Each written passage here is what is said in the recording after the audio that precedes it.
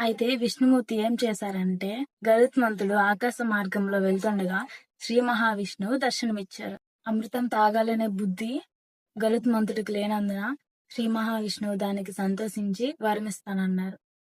ఇష్టమైనది కోరుకోమని చెప్పి శ్రీ మహావిష్ణువు ఆదేశించారు. గరుత్మంతుడు తాను అతనికి దజచిహ్నంగా అమృతం తాగకుండానే అమరునిగా మారాలని శ్రీ మహావిష్ణువుకి కోరుకుంటారు. అది శ్రీ మహావిష్ణువు విని తదాస్తు అని వరమిస్తారు. గరుత్మంతుడు కూడా శ్రీ మహావిష్ణువుకు వరమివ్వాలని అనుకుంటారు. ఏం వరం కావాలని కోరుకుంటున్నారు అని శ్రీ మహావిష్ణువుకి అడగగా, అప్పుడు విష్ణువు తనని వాహనముగా చేసుకోవాలని కోరుకుంటున్నాను అని చెప్తారు. గరుత్మంతుడు దానికి ఒప్పుకుంటారు. విష్ణువు అనుమతి తీసుకొని అమృతంతో బయలుదేరాడు గరుత్మంతుడు. అప్పటికి ఇంద్రుని కళ్ళు తెరుచుకున్నాయి.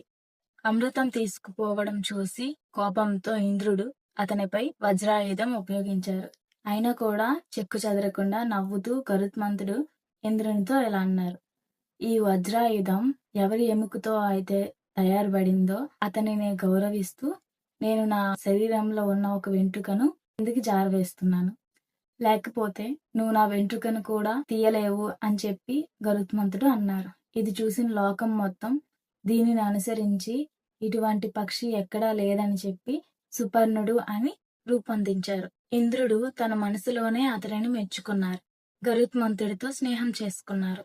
అలా ఇంద్రుడు అమృతాన్ని మాకిచ్చే, ఇంకెవరికైనా ఇస్తే మాకు హాని చేస్తారు అని చెప్పి ఇంద్రుడు గరుత్మంతుడితో ఇలా అన్నారు: దేవరాజు ఇంద్ర, ఇది నేను తీసుకుపోవడానికి ముఖ్య కారణం ఉంది. జరిగిన కథ అంతా చెప్పారు. నేనివ్వను అని అన్నారు. గరుత్మంతుడు ఏం చేస్తారక్క?